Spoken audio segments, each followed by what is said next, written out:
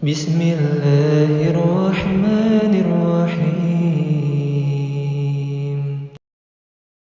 Allah SWT menjelaskan dari kajian kita, syarat untuk masuk surga Firdaus itu cuma 2 saja. Nggak usah banyak-banyak, Pak. 2 saja. Sebagaimana yang kita jelaskan di dalam Al-Quran surat Al-Kahfi, surat yang ke-18, ayat yang ke berapa kemarin? 108 sampai 110. Ya, yang dimana Allah sampaikan, 107 sampai ayat yang 110.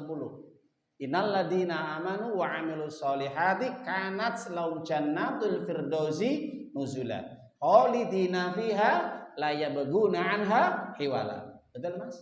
Iya, 107 sampai terakhir 110. Ya, jadi ayat terakhir Al-Kahfi itu 110. Ditutup oleh Allah, faman kana yarju liqa'a rabbi falyamal amalan sholiha wala yusyrik bi ibadati rabbih ahada. Ingat, konsep dalam hidup kita adalah bagaimana supaya kita hidup ini bahagia dunia dan akhirat. Selamat dunia dan akhirat. Tanamkan dalam diri kita. Di sini Allah memberikan persyaratan untuk bisa masuk surga. Perhatikan Pak Bu, untuk bisa masuk surga. Surga yang mana Pak Bu? Yang kita inginkan surga apa? Surga Firdaus ya. Kita bicara ini pembahasan kita surga Firdaus. Karena di situ surat yang ayat yang ke-107 Allah mengatakan, sesungguhnya orang-orang yang beriman dan beramal soleh mereka akan mendapatkan kenikmatan surga. Ketika mereka masuk ke dalam surga Firdaus, mereka sekali-kali tidak akan pernah mau pindah Pak Bu. Tidak mau beralih. Ketika dipindahkan sama Allah, ditawari sama Allah, kamu pengen gak surga yang lainnya selain Firdaus? Oh, mboten Gusti Allah. Wis aku nyaman nang kene, enak, pol. Geduk pisan. Ya. Jadi ketika nanti orang masuk ke dalam surga Firdaus, tidak akan pernah dia mau untuk digeser sedikit pun dipindahkan. Kenapa Pak Bu? Ketika orang pertama kali masuk surga Firdaus itu, Masya Allah, begitu luar biasa indahnya. Kenapa? Karena Ibnu Qayyim Al-Jauziyah, Ibnu Hajar As-Saqalani, ya, Ibnu Rajab Al-Hambali, Ibnu Taimiyah dan yang lain mengatakan bahwa surga Firdaus merupakan surga yang paling ahsan, yang paling ajmal, yang paling indah, yang paling baik, yang paling a'la, yang paling tinggi. Itu surga Firdaus. Bahkan surga Firdaus kita jelaskan di bawahnya Arsyur Rahman, arsy-Nya Allah. Dan di atasnya Sidratul Muntaha wa bainal jannat, dan di atasnya di antara jannah-jannah surga-surga yang lain. Meskipun Bapak Ibu level orang masuk surga dimanapun nanti ya berbeda-beda. Podo-podo mlebu surga Firdaus, tapi mungkin derajatnya mboten sami lho nggih. Tergantung napa? Tergantung amal solehnya. Itu yang membedakan. Misalkan di antara kita masuk surga Firdaus ya, semoga dimasukkan surga Firdaus. Amin ya rabbal alamin ya. Nanti syaratnya harus dipenuhi ya. Lah pengen mlebu surga Firdaus ya. Derajatnya ora padha. Antarane wong sing bertakwa kali wong sing sugih, loman sedekah, gemar berinfak bersedekah, zakat, sholat 5 waktunya dijaga, berjamaah, rajin rutin datang ke pengajian, semua perintah dijalankan, tidak dikomentari, derajatnya luwih dhuwur. Derajatnya luwih dhuwur ya, lebih tinggi. Ya, dia wajibnya dikerjakan, sunnahnya juga berusaha untuk dijaga. Tinimbang sing aku tak wajib tok, sunahe rada aras-arasen. Nah, ini beda. Derajatnya mungkin dia masuk surga Firdaus, tapi tidak setinggi yang betul-betul antusias menjalankan ibadah yang sunnah. Jelas Bapak Ibu? Nanti derajatnya apa yang membedakan? Amal soleh. Begitu juga orang yang berdakwah di jalan Allah mengajarkan ilmu dengan orang yang tidak berilmu juga beda derajatnya. Tapi syaratnya apa? Orang yang mengajarkan ilmu ikhlas, tidak ada kepentingan, bukan cari dunia, jujur amanah dalam menyampaikan agama. tidak menyelewengkan agama, tidak menyesatkan jamaah atau umatnya. Ini ulama derajatnya tinggi. Kenapa? Karena ulama ahli ilmu itu adalah warasatul anbiya. Jelas Bapak Ibu? Nabi SAW bersabda, innal ulama warasatul anbiya. Para ulama itu nanti pada hari kiamat itu derajatnya di bawahnya para nabi, Bapak. Kenapa? Karena mereka bersusah payah ketika di dunianya menyampaikan agama Allah, ilmunya Allah. Dengan ikhlas, tabah, sabar, sepenuh hati, tidak ada kepentingan dunia. Yang dicari cuma apa? Ridha Allah. Ya nggak pengen sugih, ya nggak pengen kaya. Ya, nanti kalau orang dakwah pengen kaya ini bahaya, Pak. Ya, makanya hati-hati. Atau mungkin dakwah tujuannya karena ada jabatan, ada kedudukan, ini juga bahaya. Atau dakwah karena ada yang dicari dari urusan dunia. Lah, juga orang yang berperang di jalan Allah atau mujahid ini derajatnya lebih tinggi lagi, Pak Bu. Masya Allah. Jadi mujahid dengan para ulama yang menyampaikan ilmunya Allah, agama Allah itu hampir selevel. Ya, 11-12 lah. Para ulama itu 11-12 ya. Mungkin bisa ada yang tinggi ulamanya, mujahidnya di bawah ya. Atau bisa mujahidnya di atas, ulamanya di bawah. Nanti tergantung juga kualitas amalnya. Kalau mujahid dia sekaligus ulama, ada toh nggih? Mujahid juga ulama. Siapa Pak Bu? Mujahid tapi ulama. Ada nggak? Seorang mujahid tapi ulama. Ada, banyak ya. Misalkan sekelas sahabat itu ya, Abu Bakar, Umar, ya, Utsman, Ali, Abdullah bin Mas'ud, Abdullah bin Abbas. Wah ini sekelas sahabat ngomong ya. Ulama ya mujahid, berilmu ya jihad di jalan Allah, membela agama Allah. Ya, contoh lagi ulama tabi'in ya. Misalkan sekelas siapa? Hasan Al-Basri, ya. Sa'id bin Musayyib, Fudail bin Iyad. Nah, ini mujahid. Ya, sekelas ulama tapi mujahid, Pak Bu. Tabi'in siapa lagi? Sofyan As-Sauri, Abdullah bin Mubarak, Al-Hasan, ya. Kemudian Mujahid bin Jabar dan yang lainnya. Nah, ini mujahid tapi juga ulama. Sekarang ada nggak Pak Bu? Banyak Pak Bu, ya. Seperti kalau kita lihat ya, Ahmad Yasin. Syekh Ahmad Yasin merasa yang pertama kali dia ini menciptakan intifadah, ya. Yang betul-betul dia menolak penjajahan Zionis Israel itu. Ahmad Yasin ini seorang ulama besar tapi mujahid dia. Seorang ulama di Palestina yang meninggal dibom sama Israel, yang pakai kursi roda itu lah Pak Bu. Nanti bisa browsing itu. Jelas tanpa belas? Jelas ya? Syekh Arantisi, Syekh Osama bin Laden yang lainnya. Ini ulama mujahid ini Pak Bu. Masya Allah ya. Jadi hati-hati.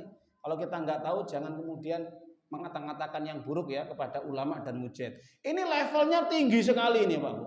Ya, tinggi sekali ini. Ini di bawahnya para nabi ini Pak. Nanti di surga Firdaus ini ya. Nah, kita yang belum ada jaminan ya. Nah ini. Makanya kita berpacu dalam beramal soleh. Ya. Terutama kita belajar ini. Langsung saja. Untuk bisa masuk ke dalam surga Firdaus, ya syaratnya dua kata Allah. Yang pertama kata Allah, falyamal amalan soliha, beramal solih. Yang kedua, jangan sekali-kali hidup itu menyekutukan Allah, alias syirik. Jelas Bapak Ibu? Oke, perhatikan kalimatnya. Di situ Allah menggunakan awalan famangkana yarju liqa rabbih. Irja, mengharap, liqa, bertemu dengan Allah. Selalu saya ulang-ulang ayat ini Pak Bu. Saya pelajari, saya baca. Mengharap bertemu dengan Allah, mengharap bisa bersua dengan Allah, mengharap bisa nanti berdampingan dengan Allah di surga, mengharap bisa melihat bagaimana keindahan zatnya Allah. Ketika ayat ini turun para jamaah Bapak Ibu, Nabi SAW duduk-duduk dengan para sahabat di halaman rumah beliau. Pas ketepatan bulan purnama yang begitu terang benderang. Kemudian Nabi Muhammad SAW menyampaikan kepada para sahabatnya, wahai para sahabatku, maukah kalian ingin bertemu dengan Allah nanti di surga? Oh mau. Bayangkan, lek wis tawaran seperti itu Pak Buki. Kira-kira mau mboten Pak? Pasti kersa. Jenengan mau ditawari ngoten kersa Pak Bu? Pengen kepanggih Gusti Allah? Bapak Ibu jawab, pengen Pak Bu? Pengen, oke ya. Nah ini saksinya malaikat ya, dicatat. Pengen ketemu Allah. Persis bagaimana tawaran Nabi kepada para sahabatnya. Ya. Apa kata Nabi? Kalau kalian pengen bertemu dengan Allah, perhatikan bulan itu. Perhatikan bulan purnama itu yang terang benderang. Innakum satarona rabbakum kama tarona hadzal qamar la tudamuna fi ru'yatihi. Dalam hadis Imam Bukhari dengan sanad yang sahih. Kalian akan bisa bertemu dengan Allah dan langsung bisa melihat Allah tanpa ada penghalang sedikit pun, sebagaimana kalian melihat bulan purnama yang terang benderang. Tidak membuat matamu atau kedua pandanganmu silau. Langsung Pak, Masya Allah. Lek meresani bulan silau mboten Pak Bu? Mboten nggih? Mboten. Tapi kalau lihat matahari buta Pak. Betul buta. Iya, coba melihat 1 jam Pak buta. Tapi melihat bulan maupun berjam-jam jenengan menikmati tidak akan buta. Itulah sebagai bentuk permisalan bahwa nikmat yang paling teragung nanti di surganya Allah, terutama surga Firdaus, mereka yang paling dekat untuk bisa melihat Allah secara langsung, Pak. Hari ini kan kita membayangkan kayak piye wajah Gusti Allah, bentuk Gusti Allah, nggak boleh, ya. Jangan berangan-angan, berandai-andai, ya, atau berpikiran di dalam pikiran kita ini menyamakan apa Allah nanti seperti tulisan Allah itu ya, kaligrafi. Jangan, nggak boleh. Sudah, yang penting kita imani saja dalam diri kita. Yang penting kita pengen ketemu Allah. Seperti kita sholat kan kita menghadap Allah, menghadap kiblat. Allah ada di hadapan kita. Gak usah kita berangan Allah itu seperti apa ya bentuknya ya. Gak usah. Yang penting Allah melihat kita. Yang kita rasakan Allah ada di hadapan kita ketika kita sedang sholat. Kenapa? Karena posisi menghadap Ka'bah atau kiblat. Nah itu. Maka di situ yang penting kita tanamkan keimanan bahwa nanti orang masuk surga pasti akan cetuk bertemu, berkumpul, bisa melihat zatnya Allah secara langsung. Dan zatnya Allah itu lebih indah, lebih terang, Masya Allah, daripada bulan purnama yang terang benderang. Jadi, sebagaimana para ahli hadis dan ahli tafsir mengatakan, tidak ada kenikmatan yang paling dinanti-nanti penduduk surga, yang didamba-dambakan para penduduk surga, yang paling agung, yang paling besar bagi penduduk surga cuma satu saja, pengen melihat Allah. Jelas Bapak Ibu? Jelas? Ya? Oke, kita sepakat ya, para penduduk surga, para alim ulama seluruh, ya, ulama hadis, ulama tafsir, ulama fikih, bahwa para penghuni surga nanti bisa melihat Allah zatnya secara langsung.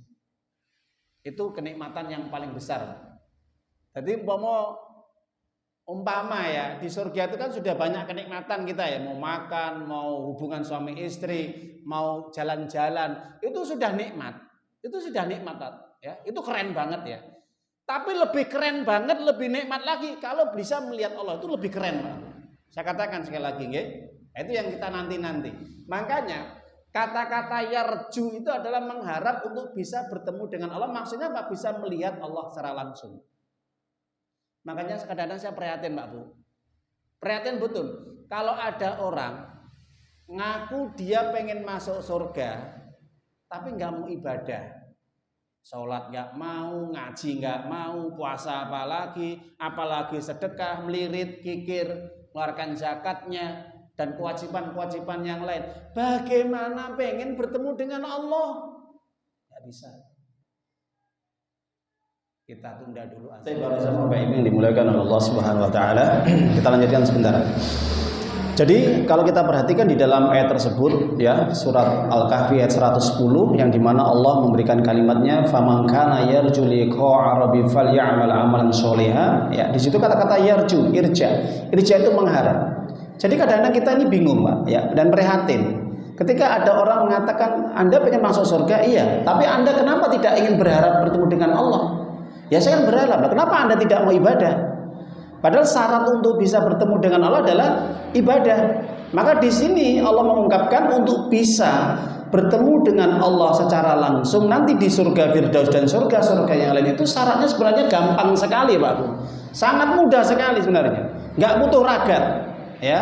Tidak butuh harta, cukup kita beramal sholih, kerjakan sholat 5 waktu dengan benar dan khusyuk, betul nggak? Sesuai dengan penjelasan tafsir surat Al-Mu'minun, surat yang 23 ayat yang kedua. Qad aflal mu'minun alladzina fi sholatihim khashi'un.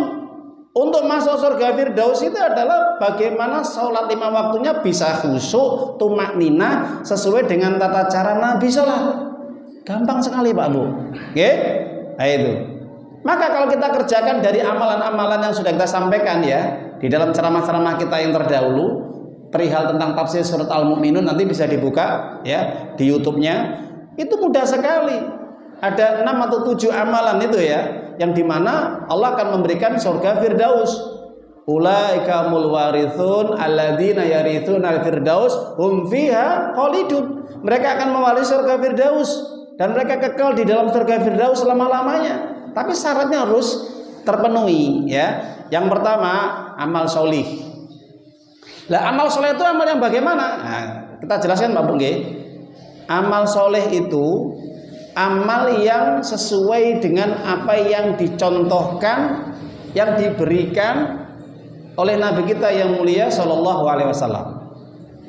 Jadi dalam segala aspek kehidupan, baik dalam urusan akidah, iman, ibadah, sosial, akhlak, sampai mengatur tatanan negara itu konsepnya mengikuti Nabi. Jelas Pak Bu? Ibadah, iman, akidah, akhlak, adab, sosial, ya. Kemudian urusan-urusan hablum minan nas muamalat sampai mengatur urusan tatanan negara itu harus sesuai dengan konsep Nabi.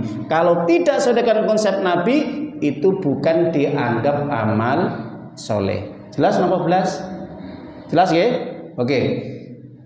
Syekh Muhammad SAW mengatakan bahwa yang disebut dengan amal soleh di dalam ayat-ayat Allah dan hadis-hadis Nabi, ketika beliau menyampaikan di dalam kitab Syarah Riyadhus Shalihin bab tentang badiru bil a'mal as-sholihah. Ya, bersegeralah kalian beramal solih. Itu penjelasan syarah ya, saya jelaskan ya. Ini kalau kita ngaji ini menjelaskan tentang kalimat, ayat dan hadis dari para ulama.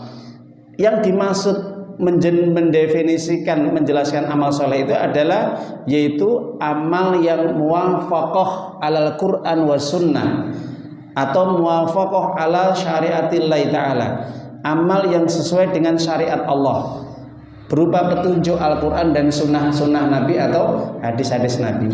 Itu amal soleh Pak.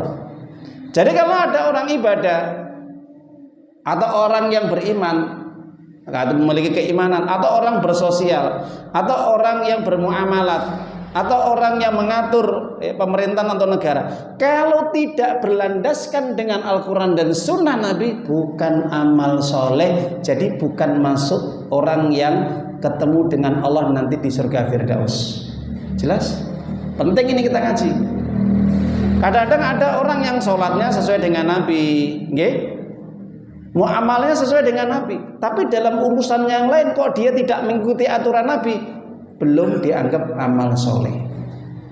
Jadi bagaimana Ustadz? Amal soleh itu dalam segala konsep kehidupan dia, apapun bentuknya, iman, ibadah, akhlak, sosial, sampai urusan mengatur rakyat dalam bernegara sesuai dengan konsepnya Nabi. Perhatikan, catat ini ya, biar kita nggak salah nanti. Yang kedua, setelah beramal soleh tadi ada dalam dirinya, maka jangan sekali-kali menyekutukan Allah. Orang beramal itu Pak Bu, kalau kita rasakan mudah atau sulit, kita ukuran kita. Jenengan kula panjenengan kula niku nalika nindakne amal ibadah itu abot nopo ringan? Enteng. Berat, ringan ya. Oke, kita ambil ringan saja. Orang ketika sholat, orang muslim kita diperintah sholat.